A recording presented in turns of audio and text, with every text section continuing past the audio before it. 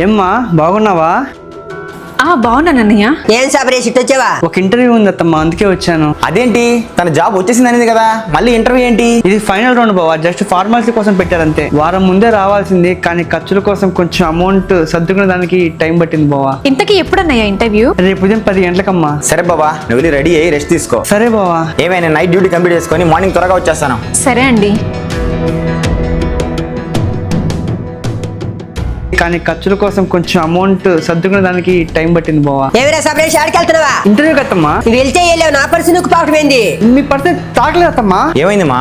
ఏంద్రా ఏమయ్యేది? ఎప్పుడు నా పక్కన ఎవరి పరిస్థితి లేదు. ఇంటికి వచ్చాడో నూక పాత్ర ఉంటుండే, బ్యాగ్లో చూడు ఒకసారి. అత్తమ్మ మీ పర్సు. ఏదిటి అన్ని కరెక్ట్ గా ఉన్నాయి దీంట్లో. అమ్మ కరెక్ట్ కూడా ఎక్కడ ఉండింది ఇది? మీరు ఎక్కడైతే పడుకున్నారో ఆ సోఫా దగ్గరే ఉన్నింది అత్తమ్మ. పోనీలు అన్నీ ఉన్నాయి. వస్తాను బావా.